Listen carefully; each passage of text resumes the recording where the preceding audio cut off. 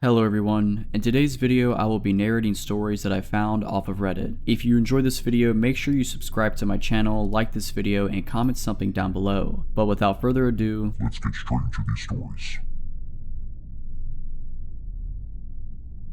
this happened in 2000 or 2001. I had just moved to Southern California for college. My roommate and I, both males, early 20s, thought it would be fun to drive into Mexico because it was not that far away, maybe a couple hours, and we had never been. One set late morning, we made the drive into Tijuana, parked, and immediately hit a bar/restaurant. It was around 1 or 2 in the afternoon. We ate tacos and drank a lot of beer and tequila. We got pretty faded. I think we had cigars too. After a couple hours, we exited onto the street pretty drunk and in very good spirits. It was still daylight, maybe in the middle of the afternoon. I think our plan was to hang out a while longer and then drive back home at dusk once we sobered up a bit. We were approached on the street by a very friendly Hispanic male. He was very short, maybe 5'2", in his 30s in age, and stocky. He was literally dressed like Louis from Revenge of the Nerds, white dress shirt buttoned up all the way, tucked in, trousers hiked up high, floating socks showing, the whole thing. He was very friendly and presented himself almost as a tour guide. Hey, you guys not from around here, let me show you the local spots, kind of presentation. My first impression was very friendly, and we disregarded him and said no thank you. I did notice that although he was dressed like a stereotypical nerd, he had some pretty hardcore tattoos on his neck. Still was not scared of him, just didn't care for his service. We kept walking and were in a busy part of town with a lot of people, so really we're not concerned about him at all. But he kept on us, just following us around, trying to make chit chat about what bars or clubs were the best. It just seemed like he was a promoter or something. We were kind of aimlessly walking and he began to recommend different strip joints, which we also disregarded. Slowly it seemed we were walking more into the outskirts of town unknowingly. I don't know how this happened, but he was always right there following us. I don't recall how, but he was finally able to get us interested in a strip joint. He pointed it out and said it was the best or something. Maybe just because he was relentless, we agreed to walk over and go in. Oddly, we couldn't get in as my roommate didn't have his identification on him, where we had just been drinking without issue. We ultimately walked away from this place and the follower began to ask if we had any interest in drugs, and he rattled off the name of a few. This was the first time he had mentioned drugs. Like an idiot, I said I was interested in a drug he mentioned. He said follow me, and then led us towards a nearby bar, which was now really on the outskirts of town. On the walk over, my roommate quietly asked me what was I doing buying drugs from this guy, but we continued. I told him it was fine. We walked into this bad 2-story bar, and he told my roommate to wait at the bar. He and I walked into the bathroom, but I recall going into a bathroom stall with him and him asking how much drugs I wanted. I said $20 worth, which was all the money I had on me. I gave him the 20 and the bathroom door opened shortly thereafter. Some other random guy came in and gave the tour guide a small bag of drugs, which he then gave to me. I looked at it quickly and it seemed legit. I put it in my pocket. Well, I guess it's time to get out of here, right? Well, this guy is kind of in my way, so I make a move to pass him and say thank you. He said something like, hold on a second, what about the 20 you owe me? I said I already gave it to you, and he reached into his pocket, I remember this clear as day, and pulled out a pathetic crumpled $1 bill, and said no, you just gave me a $1 bill. I got really scared. I told him I didn't have any more money, which was true. The bathroom door opened and my roommate walked in and began to use the urinal on the other side from us. I felt relief he was nearby. The tour guide was telling me something about does your friend have money? I told him I didn't know. The tour guide suggested that we go to the ATM. I agreed and told my roommate to follow us. We were now back on the street in daylight following him to an ATM. My roommate didn't understand what was going on. I was whispering to him to give me $20, but he was saying he didn't have it. He may have suspected something weird was going down. We were getting back into a part of town with more people on the streets, which was comforting. I kept asking my roommate to just give me $20 so I can get this guy off our back. He finally gave me the 20 just as we were nearing an ATM. I turned confidently to the tour guide, partly because there were more people around now, and gave him the 20 with a remark like, here is the 20, now screw off. He immediately grabbed the 20 and shoved it into his pocket. He demanded more money. We began walking away from him in another direction, but towards a populated shopping area. He stuck right behind us and was saying scary things I can't remember. He seized my right wrist where I had a watch on that cost about $150. I wrenched my arm away from him and we kept walking away at a brisk pace, now with a lot of people around. I quickly took the watch off and put in my cargo shorts pocket. We passed by a market and 2 Hispanic males exited in front of us and we passed them. The tour guide yelled to them and spoke to them briefly, and then all 3 were suddenly running at us. They pinned me to the wall off the sidewalk, and the tour guide approached and put a ballpoint pen to my neck. It hurt. One of them began looking for the watch and I stopped him and simply retrieved it and gave it him. Once this happened, they fought for it and my roommate and I ran away. I looked back over my shoulder and they were literally fighting each other for this watch, a metal Swatch watch. We got to our car, tossed the drugs, and drove back across the border safely. Many years ago, before kids, rescue animals, a mortgage, and a husband, I was a travel writer in Europe. I did most of my trips alone, and this story is about the first time I visited Prague. I had never been to Prague, and the trip was last minute, so I had little time to prepare. My travel partner had dumped me in another country, and I was determined to make the best out of the trip by visiting a place I'd never been. Upon arrival at the train station, I visited the accommodation office and asked for a hostel not far from the center. In my early 20s, winging it was part of the fun. These days, I'm far less adventurous. The hostel they sent me to was a sprawling, crumbling, slate gray, art decoration building on a nondescript street about a 10-minute walk to Stairmesto. The inside was probably beautiful at one time, but by the time I checked in it was full of shabby, mismatched furniture and cheap stained carpet. Most of the light fixtures were broken, leaving everything but the lobby dark and gloomy. It smelled of standing water and dust. I found my room, a double for $12 per night, and made note of the fact that I had a roommate. She wasn't there, but on her side of the room there was a suitcase, dressed neatly folded across the back of a plastic chair, a scattering of makeup containers on the beat-up desk, and a stack of German fashion magazines on the bed. As I had no plans or goals on this impromptu trip, so I spent the afternoon exploring Old Town Square, the Jewish Quarter, and Wenceslas Square. I purchased some Czech crystal for my mom and painted eggs from a street vendor for myself. I also made reservations for a sunset dinner cruise at 1 in the afternoon. At around 6 in the afternoon, I returned to my room to shower, change clothes, and unload my purchases. When I left my room about an hour later, there was no indication that my roommate had returned at any point during the day. After the cruise, I stopped at a tiny bar on Tinska and had a glass of wine. I'd heard horror stories about the dangers of Prague, but I felt no more trepidation than I did in any other large city. Sure, the cobblestone streets, fog rolling off the Via Tava, backlit Gothic architecture, and winding alleys made me think of Jack the Ripper and Dracula, but in a good way. It was nearly midnight when I returned to my hostel, so I was surprised to find that my roommate still hadn't returned. That wasn't uncommon though. Backpackers are a fickle lot. She could have gone on a short overnight trip and just left her stuff behind, hooked up with a guy or girl, and was holed up at their place or hanging out at another hostel. So I was surprised but not concerned. I took another shower before bed, however, and was surprised to find that things in the room had changed up in my return. Her bed was neatly turned down, the magazines had moved to the nightstand, and the dress was gone. The strangest thing, though, was the addition of a pink silky nightgown spread across the bed, my bed. Maybe she thought she still had the room to herself. I didn't see how though. My shopping bags, clothes, and toiletries were in plain view. I gently moved the nightgown over to her bed and then settled it for the night as I wrote in my journal. I assumed she was in the shower or somewhere nearby, so I expected her return shortly. After about an hour though, her side was still empty. I needed to use the restroom before I went to sleep, so I made one last trip down the hall. The building was unusually quiet.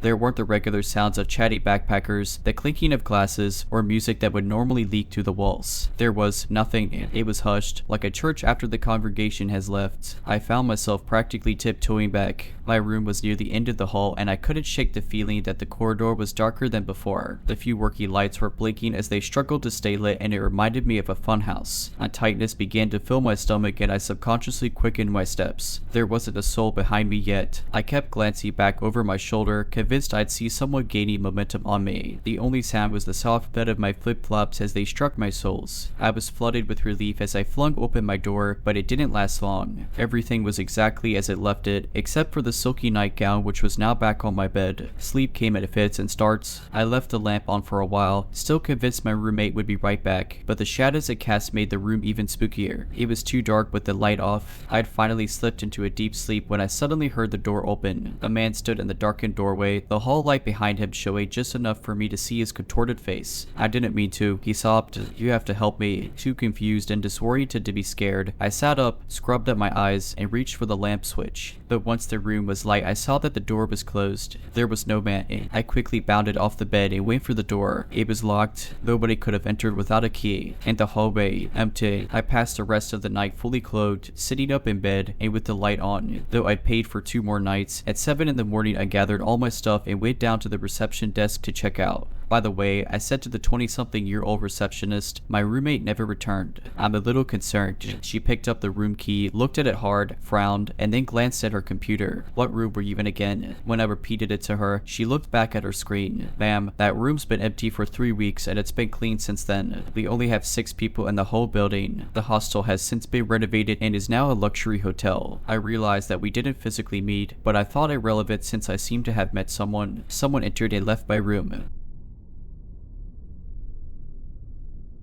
I live in a medium-sized apartment building in a fairly major city. While the neighborhood I live in is more on the safe side, gun violence is very high in my city as a whole and we have a big trafficking problem. Despite this, I feel pretty safe going out, especially close to my apartment building where it is mostly well lit, and I am friendly with a few of the regular homeless people. Last night I got a reminder that my safety isn't guaranteed, and I have been pretty shaken since. Last night at around 12:20 I asked my partner if he wanted to share a joint with me, and when he declined, I locked the apartment and went downstairs myself. The exit I take spits me out on the main street where there is still the occasional car driving by at this time. Usually this type of human presence comforts me walking late at night, but tonight a lone black and dark blue van approached in my peripheral, and started to drive slowly, matching my walking pace until I rounded the corner and the van was stopped by a stoplight. I found it very strange at the time, but the van was on the other side of the street and there were 2 other cars, so I brushed it off. Around the corner there is a little food truck area with a bunch of picnic tables. They have like Christmas string lights hung up and a few other ambient lights that are kept on the whole night, but it barely illuminates the area. As I'm walking past the picnic tables, I notice a large man dressed in dark clothes sitting alone at one of the back tables. He was wearing a hood or hat, so I couldn't see his whole face, but his eyes followed me as I walked the border of the picnic area. My usual smoke spot is behind a fence on the other side of the picnic area. I was a little shaken by spotting that man, and also didn't want to upset him by smoking near him, so I chose a slightly further spot against the side of a construction vehicle. I lit my joint and start puffing away and reading something on my phone. I soon start getting this really uneasy sensation. It felt like all my hairs were standing up and I got the most intense goosebumps I've ever felt. My phone was still playing music, and as I turned it off I heard this shifting and rustling of gravel on the ground behind me. I swung my head around and saw a man reaching towards me with huge hands. I only caught a glimpse of his face before I fell to the ground. His eyes were wide, bulging, and extremely dark. They terrified me. His mouth was agape and he was basically snarling at me. He scared me so bad I fell to the ground, stumbled, and broke into a run all in like 1 second. I ran for a few seconds before I peeked behind my shoulder and saw him a couple yards behind me. At this point I saw it was definitely the man who was sitting at the picnic table, and I now saw he was wearing what looked like a dirty bucket hat / fishing hat. He had shoulder length dirty light colored hair and was way taller than me, so at least 6 foot. He was definitely gaining on me as I had lost ground by turning around, and I am not in the best of shape to begin with. I was about to reach the first entrance to the building, but the issue was one, there were double doors at this entrance that closed quite slowly, and 2, the only way up was an elevator, so if he got inside with me I was out of luck. I kept running, taking my chances with my running ability versus quickly opening doors ability. I kept running along the other side of the building to get to the second entrance to the building. This one is just 2 single doors which open to the stairwell up to my apartment. It's above the 2nd floor, that's all I'll say because I'm still scared. As I'm nearing this entrance, I see another man who appears to be speed walking directly towards me from the opposite direction. I should note that throughout this I have been hearing the growling / snarling of the first guy behind me, and as the second man gets closer I hear he is also growling. I reach the keypad, unlock the first door, and quickly slam it closed behind me until I hear the lock click again. The second man reached the door first, and I saw his face more clearly as it slammed against the glass window of the door. He was also tall with longer hair, and I remember he was wearing overalls. But I mostly remember his wild eyes and his teeth that he gnashed at me right before I turned away, opened the second door, and booked it up the stairs. I didn't even stop until I was in my apartment, had all the doors locked, and was under the covers. I think in retrospect I didn't hear any sign of them following me up the stairs, but I was so convinced they were still on my tail. I think the only reason I got away from them was that they didn't know about this side entrance to my building, so they didn't expect me to keep running past the first entrance. I got up to get my inhaler, was having a near asthma attack at this point, and peeked out the window. My heart sank. I saw the same van that had creeped me out earlier parked across the street from the entrance to my building. The entrance is like right below my apartment window. window. I then looked down to see 3 men pacing along the side of the building, including the 2 that had chased me. I ducked down fearing they would see me. A few minutes later, they start shining flashlights into the windows of apartments. At first, I think of course it's only my apartment, but after a while it's clear they're just searching for me. At this point, I try to call my building manager to let him know about the situation, and he sent out a text alert to our all building list. I was so paranoid another innocent person would be accosted by them, so I called the police. They told me they were on their way and to stay out of the window in case they were armed. A few minutes later, the men are spooked by a faraway police siren and get in the van and peel away. I think it was from a different police call though, because when the officer arrived to our building, the siren wasn't on. I spent a long sleepless night thinking they'd come back, but they never did. Definitely going to avoid being alone at night from now on. I asked one of the homeless guys I am friendly with if he saw anything suspicious last night, but he said he hadn't. They couldn't have been residents because they didn't leave after management sent that alert to us. The part that sticks with me the most is the growling and intense look in both their eyes. I don't know if they were on drugs or what. They never said any words to me or each other. Haven't heard any updates from the cops, but it's only been a few hours and they didn't seem that interested in my statement as the van had disappeared when they left. To the 2 men who growled at me and chased me into my apartment, let's not meet again. If you're liking this video, all I ask is that you make sure to subscribe to my channel and like this video. Thank you.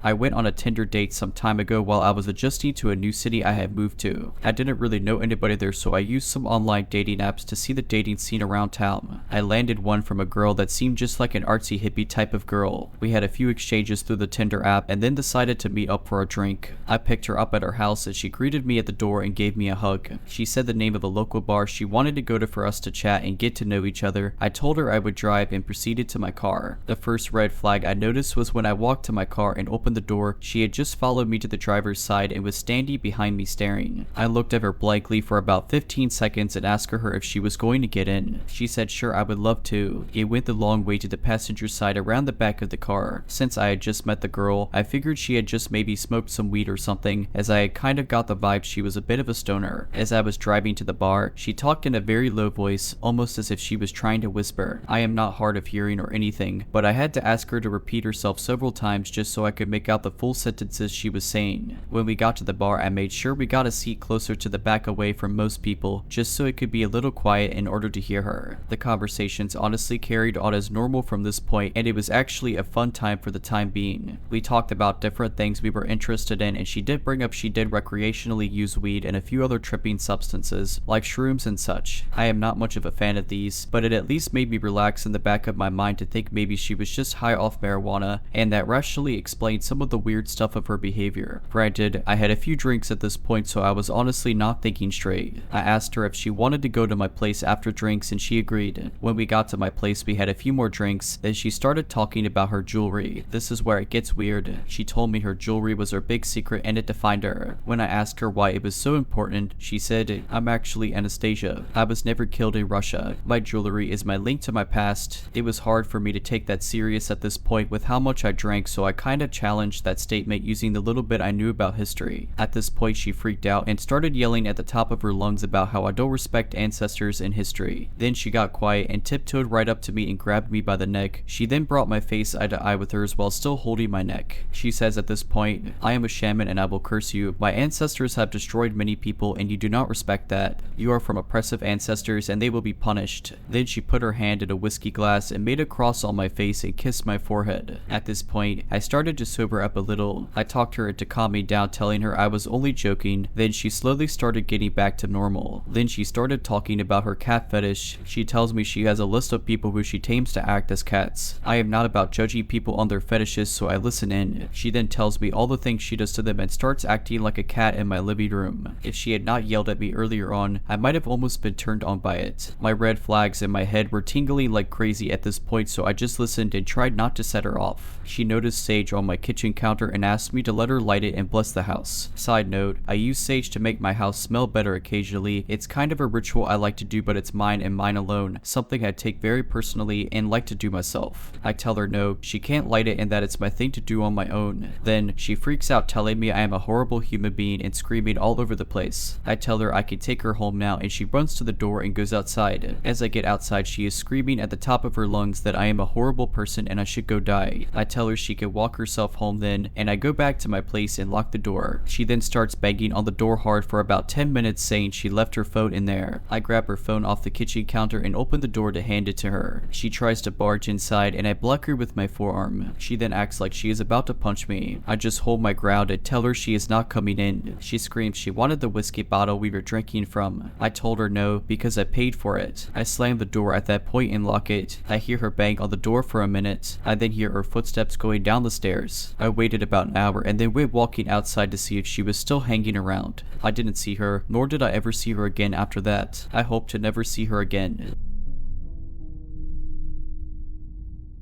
In 2019, I bought my sister and I tickets to see 21 Pilots in Oklahoma City. At the time, I was a 20-year-old petite woman. I am a super fan of their music, so made my sister pack and be ready to line up at the venue around 2 to 3 in the morning to get decent spots in the pit. We got there and were greeted by other fans and had a pretty good time. I was able to park my car in a lot pretty close to the venue and got away with it until about 5 to 6 in the morning when police/venue management, I can't remember which, told us that anyone parked on that lot would be towed if not moved in the next hour.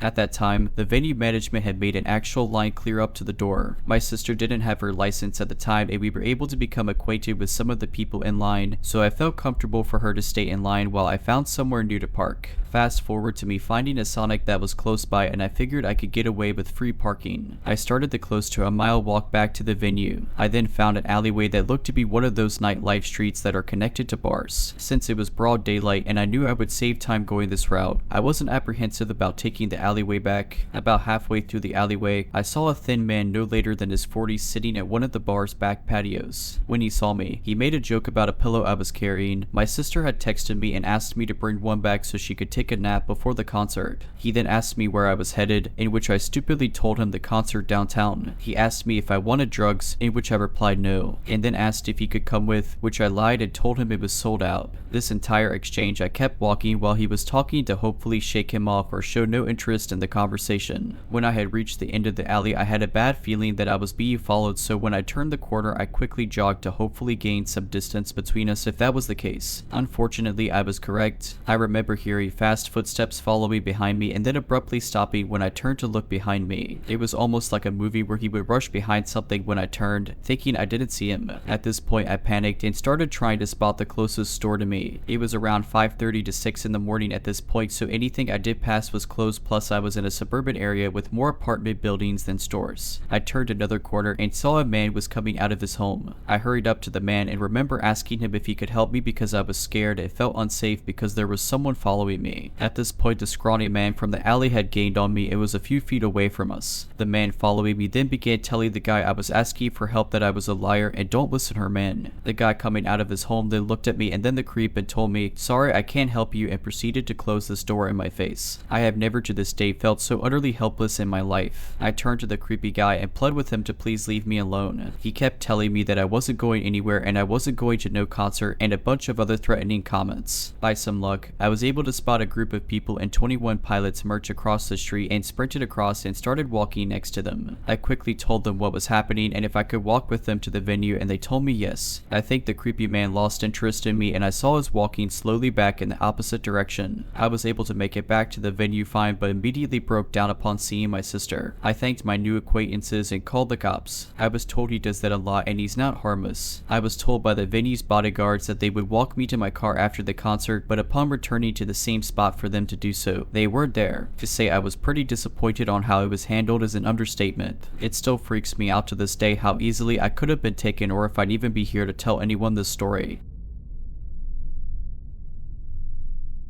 A couple of years before the pandemic started, a friend of mine, Mary, introduced me to a guy. He wasn't really my type, but she's one of those people who turns into a matchmaker when she's in a relationship, so I agreed to go on a couple of dates with him so she wouldn't feel as worried that I might die alone and so on. The first time I met up with this guy, it was a group date with Mary, her boyfriend Tim, and another friend and their boyfriend. This guy Mary was trying to set me up with, Joe, seemed alright. We talked, traded jokes, that sort of thing. I was comfortable with him because I wasn't interested interested in him. At the end of the night, he asked if we could meet up again sometime, and I agreed. Afterwards, I told Mary and she was delighted. Her boyfriend Tim was not very happy though. Tim's training to become a doctor. He's a very smart guy, and my friend said I greatly value his opinion. There's something off about Joe, Tim said, and I agreed, and Tim and I talked it over for a bit, but neither of us had seen or felt anything worse than a bit of weirdness. Be careful with Joe, Tim said when I hugged my friends goodnight at the train station. Joe and I texted for a couple of weeks before we met up again, and those exchanges only cemented my first impressions. I just wasn't into him, and something about it was off. He began to reveal a side of himself that was less friendly as well. He had very low self-esteem and was always looking for reassurance. At first that wasn't so bad, but it turned toxic pretty quickly. He seemed to get off on that sort of attention. I didn't really want to go out with him again, but Mary was really invested in the idea of Joe and I getting together. Mary is a sweetheart, but she doesn't really have any instincts. Occasionally that gets me or someone else in our friend group into trouble. Mary's cute and everyone wants to make her happy. She has good intentions, but because she has no instinct, she can't sense danger and sometimes drags people into dangerous situations unwittingly. I was hoping this was not going to be one of those episodes. Anyway, Mary was excited about the next date, and Joe kept asking when I was going to meet him again, so I invited Joe to an event my hobby club was holding. I figured that was safe because we'd be surrounded by people I knew well. The evening was alright. Joe wasn't as creepy in person as he had been over text messages lately. After the event, we walked along the river for a bit, on a walkway crowded with families and tourists. We parted ways at a busy train station. I figured I'd just gently push this thing further into the realm of platonic and everything would be alright. Then, on one night a couple of weeks later, Joe called me and told me he was going to off himself. I freaked out and tried to calm him down. I stayed up all night talking to him from when he called around 10 at night until the sun rose. Every time he calmed down, I tried to say goodbye, but he kept saying that if I hung up he would off himself, so I stayed on the line, talking him down over and over again. Something about the situation felt wrong, but what else was I going to do? I wouldn't leave anyone to end themselves. As I sat on my patio, watching the sun rise over the forest behind my house, he finally let me off the hook. He said thank you, and for a moment I felt that I'd done the right thing. Maybe I'd just saved a life. Then, Joe said, with a voice full of glee, that was the best night of my life, and hung up.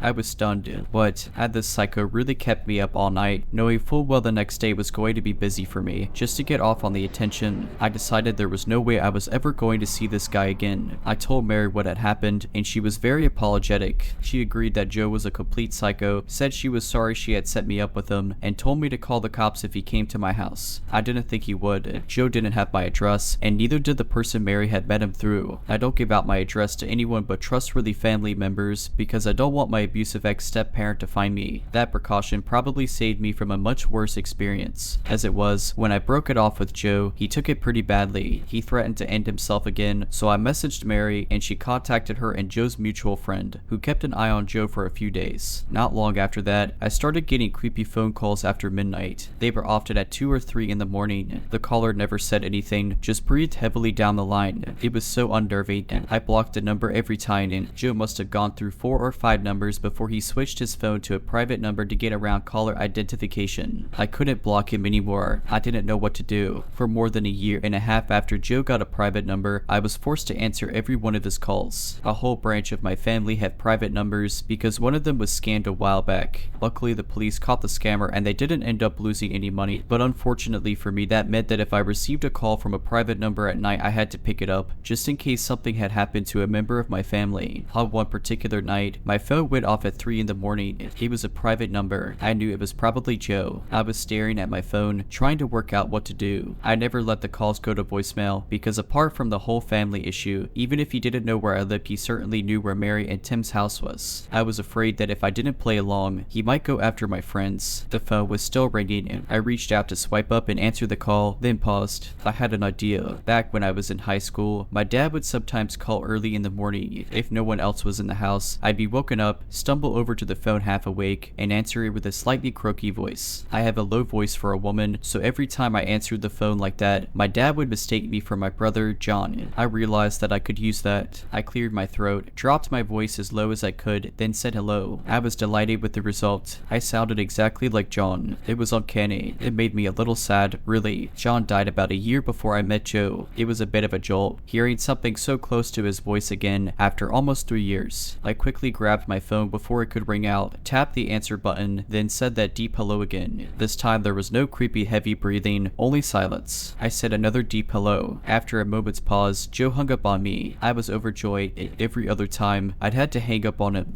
No matter what I said before, he had always wanted as much of my time as he could get. I let myself feel a flicker of hope. Maybe I was free. It's been over a year now, and it looks like I am free of Joe. I haven't gotten any creepy calls since I pulled out my John impersonation, and I can only guess that Joe thinks I've changed my number, or given it to someone else. Joe never met John, so when I said hello, he probably just heard a young man's voice. If John were still here, I know he'd approve. If I could tell him now, he'd be very happy to know a part of him could still protect me, even so many years after he was gone. I've heard from mutual friends that Joe has said some awful things about me. He's told some people he slept with me, which he didn't, of course. Who would sleep with someone that creepy? Worse than that, Joe and Mary's mutual friend has said that Joe told her he wants to kill me. Mary and I were horrified by that. The friend has since told him I've moved to another city, so that might be enough. She's very close to him, distantly related actually, so he believes what she tells him. When I'm done with my studies, I'm going to move across the country. Until then, I'm keeping my head down. My campus and Joe's are a 30-minute train ride apart. That's nowhere near far enough away, but it will have to do. There is one positive thing that has come out of this. Mary is now completely cured of any desire to play matchmaker. Oh, and Joe, let's never meet again. Alright, but that's it. I hope you enjoyed this video. If you did, make sure to subscribe to my channel, like this video, and comment something down below. But as always, Have a nice day.